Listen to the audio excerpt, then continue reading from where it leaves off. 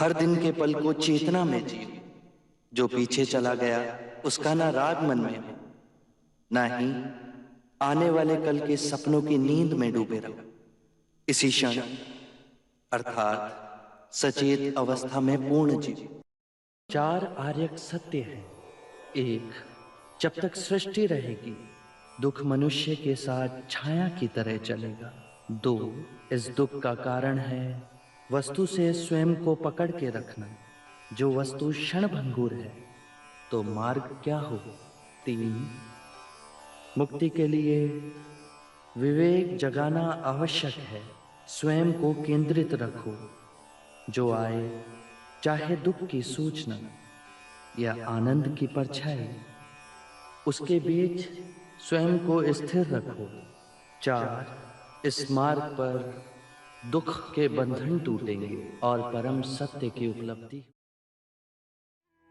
अंधविश्वास किसी पर मत करना, चाहे वो धर्म ग्रंथ हो या किसी महानुभाव का कहना, जब तक वो तुम्हारी अपनी बुद्धि और विवेक की कसौटी पर खरा ना उतरे। ये संसार जिसे हम यथार्थ मानते हैं दुख और पीड़ा का क्षणभंगुर खेल है। जो जन्मा है उसकी मृत्यु निश्चित है, यही सृष्टि का नियम है। अज्ञान ही सारी विषमताओं की जड़ में है। अज्ञान ना पूजा न व्रत न चढ़ावों से समाप्त होता है। अज्ञान केवल ध्यान से दूर होगा। सौंदर्य अनित्य है, इसीलिए भाव बोध से मुक्त पुरुष न सुंदरता से सम्मोहित होता है और न ही कुरूपता से विरक्त। जिस क्षण तुम्हारे अंतर में ये भाव उत्पन्न हुआ कि तुम पाप कर रहे थे, उसी क्षण तुमने स्वयं अपनी मुक्ति के मार्ग पर पहला पग धर दिया। सत्य के मार्ग पर चलते हुए दो भूल हो सकती है। पहला, पूरा रास्ता तय ना करना और दूसरा, उसे आरंभ ही ना करना। घृणा से घृणा नहीं मिटाई जा सकती। घृणा मिटती है केवल प्रेम से, और ये प्रकृति का अटल सिद्धांत है। जीवन मरण हर मनुष्य के जीवन का क्रम है।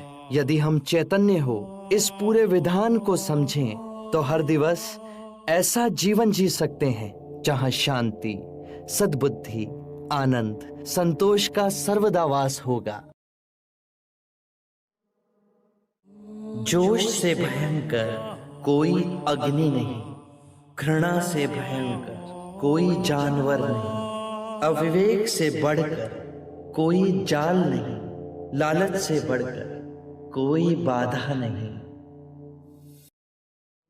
व्यक्ति का मन ही उसका सबसे बड़ा शत्रु है, जो उससे अनुचित कार्य करवाता है। हम जो सोचते हैं उसका ही परिणाम बनते हैं। अच्छा विचार अच्छा परिणाम देता है, बुरा विचार बुरा परिणाम। ये प्रकृति का अटल नियम है। करुणा से ही हम दूसरे जीव की पीड़ा समझ सकते हैं, उसका दुख दूर कर सकते हैं। हम कितनी भी पुण्य की बातें पढ़ लें, कह लें, जब तक वो आपके अपने कृत्य ना बन जाए तब तक कोई लाभ नहीं। आत्ममुक्ति के 3 चरण हैं, शीलाचार, ध्यान और ज्ञान। शीलों का आचरण करने से ध्यान साधना बढ़ती है। ध्यान साधना से ज्ञान का उदय होता है, जिससे शीलों का गहन आचरण संभव होता है। इससे हम लोभ, क्रोध और अज्ञान से मुक्त होकर आत्म मुक्ति, शांति और आनंद की प्राप्ति कर सकते हैं। इस शरीर रूपी जन्म में ही नहीं, शरीर के पश्चात वाली यात्रा में भी जैसा कर्म होगा वैसा ही फल होगा। जीवन का रहस्य है भय से मुक्त होना। कल क्या होगा, तुम्हारा या मेरा क्या होगा, किसी पे निर्भर ना होना। जैसे ही भय को अस्वीकार करोगे, पूर्ण मुक्ति मिलेगी। धर्म और संघ हम सबके अंतर में है। जागने की क्षमता बुद्ध है। जाग के जिस पथ पर चले वो धर्म है, और अपने पूरे मन को एकत्र करना संघ है। और ये तीनों रत्न हम सबके अंतर में ही है। कितने भी धार्मिक ग्रंथ पढ़ लो, कितना ही उन्हें कंठस्थ कर लो, यदि वो तुम्हारे जीवन के कृत्य ना बने तो समझना कुछ भी नहीं किया। 3 सत्य हैं जिन्हें जन जन तक पहुंचाना है। उदार हृदय, दयालु वचन, सेवा में अर्जित जीवन और करुणा। यही 3 मंत्र मानवता का नव निर्माण करेंगे। मृत्यु का भय उसे ना होगा जिसने अपना जीवन बुद्धिमानी से जिया हो। ये शरीर तो नश्वर है, पर मेरी वाणी, मेरे सूत्र बन सदैव आप लोगों के पथ को प्रकाशमयी करेंगे। अपो दीपो भव, अपना दिया स्वयं बनना, अपने बुद्ध को पहचानना। जागो और धर्म के मार्ग पे चलो, अपने अंतर के संग को साधो। अपनी शरण में जाना, किसी को ना खोजना। जो है सब अस्थिर है, उसके बीच स्थिर रहना। परिश्रम से निरंतर संघर्ष करना, कभी हार ना मानना। क्रोध करना अपनी हथेली पर गर्म कोयले को रखने के समान है, जो हम किसी दूसरे पर फेंकना चाहते हैं, पर इस क्रिया में हम स्वयं को ही हानि पहुंचाते हैं।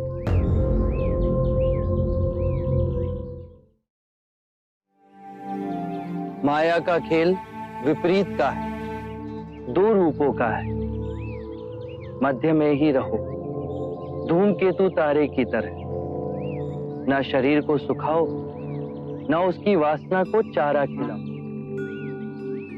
मध्य में ही केंद्रित रहो। जब हम माया के द्वैत रूप को सही पहचान लेते हैं, तो सारे दुख, सारी चिंताएं समाप्त हो जाती हैं और हमारे अंदर प्रेम और स्वीकृति का भाव जागृत होता है, जो मूल में एक ही भाव है। जिसकी निद्रा उड़ गई हो, उसके लिए रात्रि बहुत लंबी है। जो थक गया है, उसके लिए पड़ाव बहुत दूर है। जिसने अंधे हो अपना जीवन जिया और धर्म का मार्ग नहीं समझा, उसके जीवन में अनंत दुख है।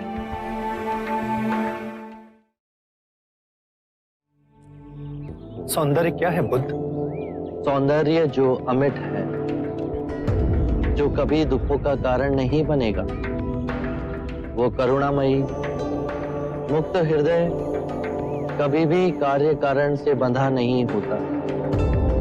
वो हृदय जिसमें शांति और आनंद का भाव हो, वही परम सत्य है। बस अभ्यास करो, ये द्वार सबके लिए खुले हैं। बस पहला पग आपको स्वयं उठाना है। सुख और दुख एक ही सिक्के के 2 रूप। जब सुख की कामना का अंत हुआ, तो दुख का भय समाप्त हुआ। आकाश गंगाओं में यात्रा करो, पर पैर धरती पर गड़े होने चाहिए। यदि व्यक्ति अज्ञान और भ्रांति को अपने विवेक से मिटाएगा नहीं, तो परम आनंद और मुक्ति के दूसरे छोर पे कैसे पहुंच पाएगा? चाहे वो पूजा करे या अनुष्ठान, या व्रत करे या किसी नीति पर चले, वो इस किनारे ही रहेगा। आपको ध्यान से क्या मिला गुरुवर? कुछ नहीं। क्रोध खोया, उदासी खोई, चिंता खोई, असुरक्षा की भावना खोई,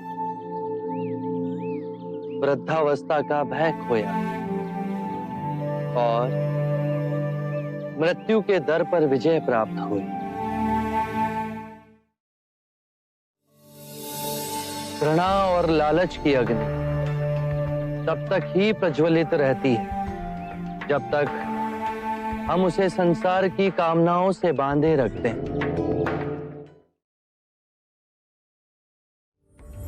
अपशब्द भी बुरे कृत्य हैं, उनका कोई प्रत्युत्तर नहीं, पर उनकी प्रतिध्वनि अवश्य है जो टकरा स्वयं आपके हृदय में जाती है। जिस प्रकार छाया मनुष्य का पीछा नहीं छोड़ती, उसी प्रकार बुरे कृत्य भी मनुष्य का पीछा नहीं छोड़ते। वो लौटकर दुख और बढ़ाते हैं। मैं यही कहता हूं, जागरूक होकर स्वयं को देखो। बुरे विचार, बुरे कृत्य स्वयं धीरे धीरे समाप्त हो जाएंगे। जिस भी मनुष्य ने अपना गृह त्याग कर सत्य के पथ पर चलने का निश्चय किया, चाहे वो ब्राह्मण हो या क्षत्रिय, वैश्य या शूद्र ही क्यों ना हो, उसी महासागर में विलीन हो जाते हैं। यह अष्टांग मार्ग है। इसके माध्यम से सम्यक ज्ञान, सम्यक विचार, सम्यक वाणी, सम्यक कर्म, सम्यक जीवन व्यापन, सम्यक प्रयास, सम्यक चेतना और एकाग्रता संभव होती है।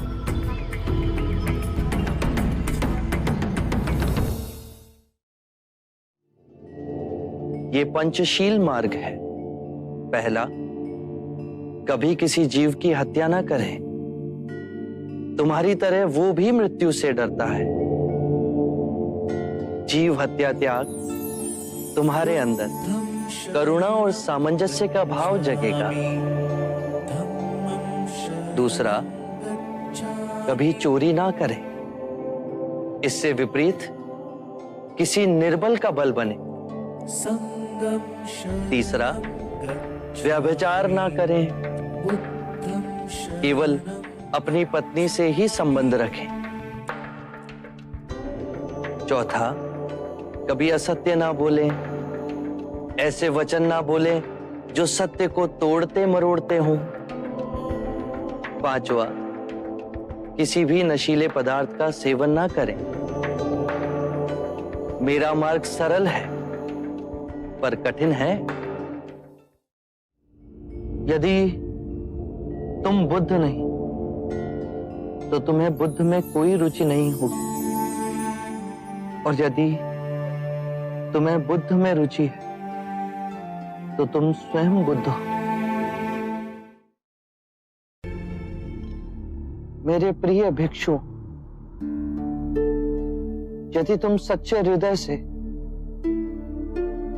मेरे प्रति आदर और आभार व्यक्त करना चाहते हो तो धर्म को ही अपना कर्म बनाओ। हर क्षण को ध्यान में जियो।